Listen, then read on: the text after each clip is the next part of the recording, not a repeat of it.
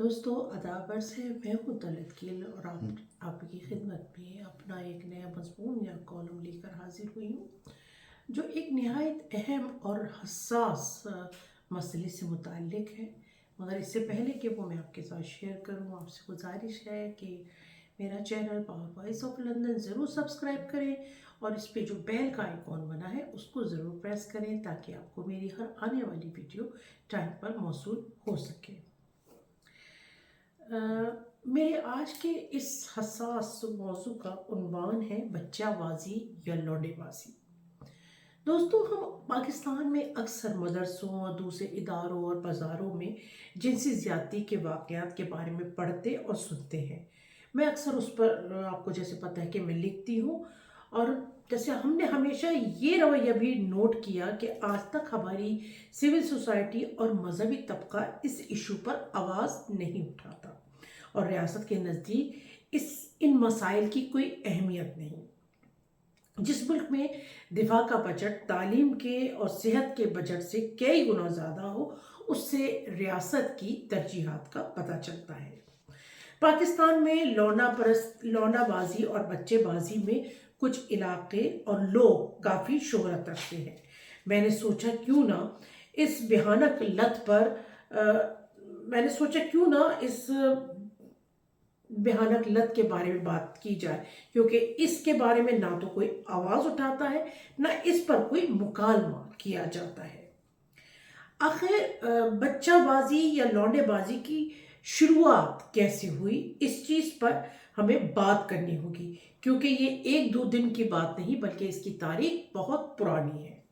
میں پہلے ایک بات واضح کر دوں کہ ہم جنس پرستی یا گیزم جس کو کہتے ہیں، اس میں اور بچہ بازی میں زمین آسمان کا فرق ہے، تو اس کو اس کے ساتھ اس کے ساتھ نہ سمجھا جائے، کیونکہ جو لوگ بچہ بازی یا لونڈا بازی کرتے ہیں وہ شادی شدہ افراد ہوتے ہیں زیادہ تر اس میں۔ اس لیے ہم کو اس بات کو بہت دھیان سے سمجھنے کی ضرورت ہے۔ پرانے اقوام میں بادشاہ، سلاطین، شاعر، ادیب، حتیٰ کہ کچھ اقوام بھی اس لت کا شکار تھی، یعنی بچے بازی کا شکار تھی۔ اور اس کے علاوہ اسلام میں، قرآن میں قوم لوط کا ذکر بھی ہم اسی حوالے سے پڑھتے ہیں۔ روم میں بچے بازی کو فخر اور طاقت کی علامت سمجھا جاتا تھا۔ اسی طرح یونان میں بچہ بازی یا لونڈے بازی عام تھی۔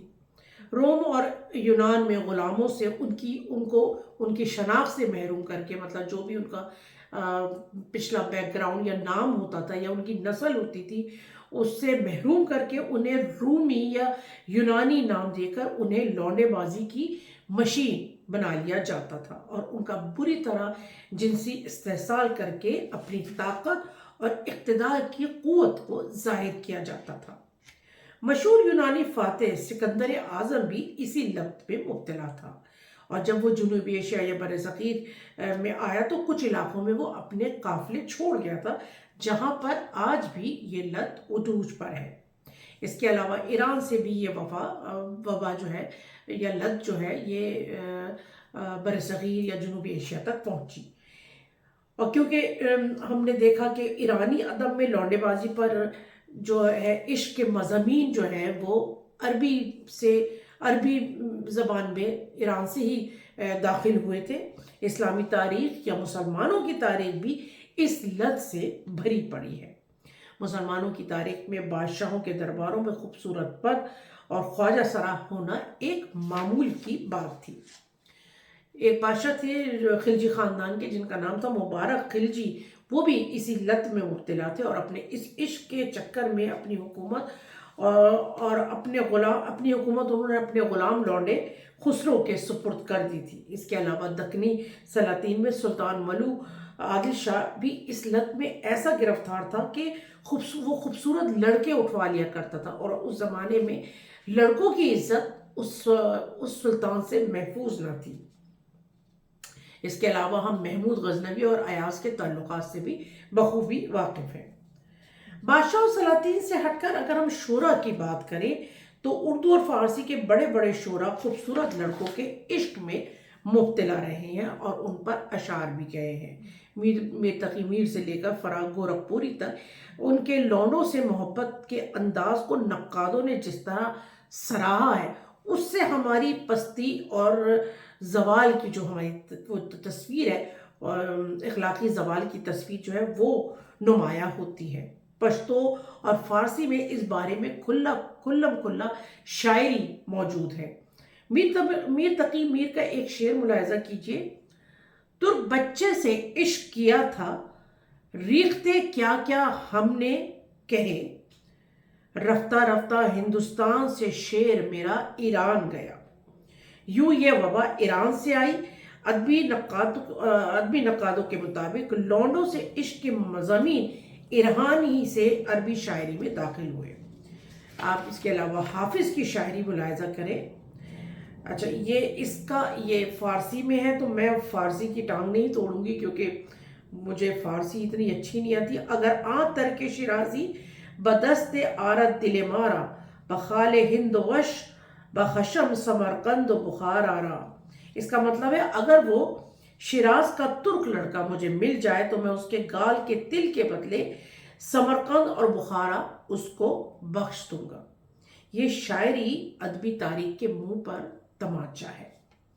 اب اگر ہم اس حوالے سے بچے بازی یا لونے بازی کے حوالے سے پاکستان میں اس لت کے بارے میں بات کریں تو افغانستان سے ملحقہ علاقوں میں یہ لت 1000 سال سے بھی پرانی ہے، اور اگر ہم کچھ اور آگے جائیں تو اس کے تانے بانے وہی سکندر اعظم کی جنوبی ایشیا میں آمد سے جڑے نظر آتے ہیں، کیونکہ جیسے میں نے پہلے عرض کیا کہ وہ اپنے بہت سے قافلے ان علاقوں میں چھوڑ گیا تھا۔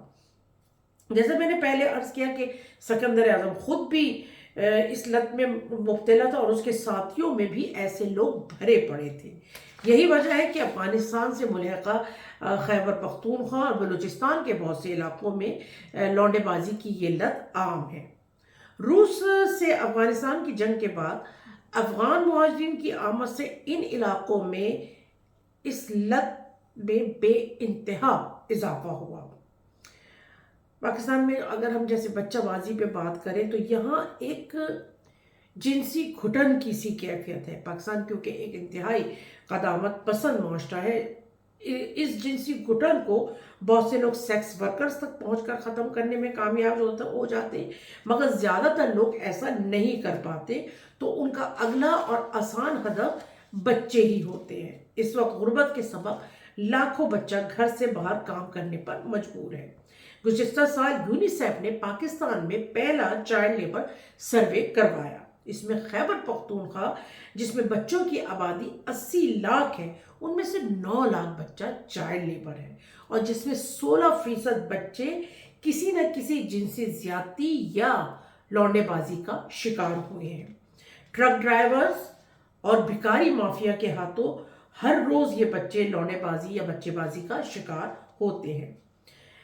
گھروں سے بھاگ کر آنے والے بچوں کا تو بہت ہی برا حال ہے، کیونکہ ان کا کوئی والی وارث نہیں ہوتا، اس لیے یہ بچے اس لت کے عادی لوگوں کا آسان ٹارگٹ ہوتے ہیں، جو کہ بسوں کے اڈوں پہ اور ریلوے اسٹیشن وغیرہ پہ ایسے بچوں کی طاق میں ہوتے ہیں۔ ان کو پیسوں کا، کام کا اور جگہ کا لالچ دے کر ان کو وہ اپنے چنگل میں پھانس لیتے ہیں۔ 8 سال سے 12 سال تک کے یہ بچے جنہیں اس دنیا کا کچھ نہیں پتا ہوتا، ان خرکاروں کے ہتھے چڑھ جاتے ہیں۔ غالباً آپ کو ایک بات یاد ہو کہ پاکستان سے ایک کثیر تعداد میں اغوا شدہ بچے عرب ممالک میں اونٹ کی ریس میں بھی استعمال کیے جاتے تھے۔ یہ جو خرکار ہیں وہ یہ کام بھی کیا کرتے تھے۔ گھروں سے محروم یہ بچے ان دلالوں کے ہاتھوں ساری عمر ایک پرتشدد زندگی گزار کر جب جوانی کی حدود میں پہنچتے ہیں تو ان ذہنی اور جسمانی طور پر مجروح بچوں کو یہ معاشرہ قبول نہیں کرتا۔ برسوں کی زیادتی اور تشدد ان کو پہلے ہی تباہ کر چکے ہوتے ہیں، اور اب اس لت کے سبب ایڈز اور ہیپیٹائٹس جیسی بیماریوں کا بھی شکار ہو جاتے ہیں۔ اب نہ تو وہ ایک نارمل زندگی گزار سکتے ہیں، نہ ان کا معاشرے میں کوئی مقام ہوتا ہے۔ اب آپ کو یہ بات بھی کچھ اب سمجھ آ جائے گی کہ پاکستان میں عموماً ٹرک ڈرائیورز اپنے ساتھ ایک چھوٹا بچہ کیوں رکھتے ہیں۔ کراچی اور لاہور اور پاکستان کے دیگر بڑے شہروں میں اکثر بچے گھروں سے بھاگ کر یا روزگار کی تلاش میں آتے ہیں۔ افغانستان میں جنگ کے دوران افغان مہاجرین کی ایک بہت بڑی تعداد ان شہروں میں آباد ہوئی۔ غربت کے سبب ان معصوم پھول جیسے بچوں نے فٹ پاتھ پر کام کرنا شروع کیا۔ کوڑا چننے سے لے کر موٹر مکینک، ہوٹلوں میں برتن صاف کرنے سے لے کر گاڑیوں کی صفائی تک ہر کام میں آپ ان بچوں کو کام کرتے دیکھتے ہیں، جن کا کوئی گھر نہیں ہوتا یا وہ فٹ پاتھ پر سوتے ہیں، اور وہاں یہ بچے روزانہ کسی نہ کسی جنسی زیادتی کا شکار ہوتے ہیں۔ جس معاشرے میں غیرت کے نام پر قتل ثقافت کا حصہ بن چکی ہو، جہاں بے پردہ خواتین کو باہر نکلنے کے اوپر پابندی ہو، جہاں غیرت کے نام پر قتل کر دیا جاتا ہو، وہاں بچوں کے ساتھ اس کھلی بغیرتی پر آواز نہ اٹھانا معاشرے کے دوغلے رویے کو ظاہر کرتا ہے۔ مدرسوں میں کھلے عام جنسی زیادتیاں سوشل میڈیا کی بدولت منظر عام پر آ جاتی ہے، مگر بسوں کے اڈوں، فٹ پاتھوں، ہوٹلوں وغیرہ میں کام کرنے والے معصوم بچوں پر کھلے عام ہونے والی ان جنسی زیادتیوں پر کوئی آواز نہیں اٹھاتا۔ نہ بچہ یا لونڈا بازی کے خلاف کوئی قانون بنایا جاتا ہے۔ ہر قدرتی آفت کا ذمہ دار خواتین کے فیشن کو ٹھہرایا جاتا ہے۔ اس لونڈے بازی پر کبھی کوئی فتویٰ کیوں نہیں جاری ہوتا؟ کیوں اس کو کسی آفت کا ذمہ دار قرار نہیں دیا جاتا؟ ریاست ہمیشہ سے اس معاملے پر خاموش تماشائی بنی ہوئی ہے۔ اس سارے مسئلے کا سب سے بڑا المیہ یہ ہے کہ اس تشدد کا شکار بچے بچپن ہی سے اس ڈپریشن اور انگزائٹی سے نکل ہی نہیں پاتے، جس کے لیے پھر وہ نشے کا سہارا لیتے ہیں۔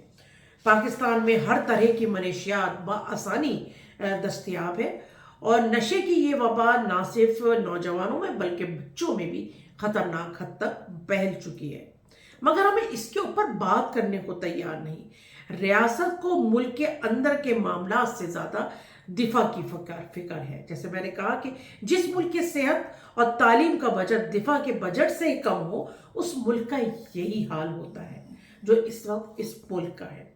4.5 کروڑ بچہ اسکول نہیں جا رہا، لاکھوں بچے چائلڈ لیبر ہیں۔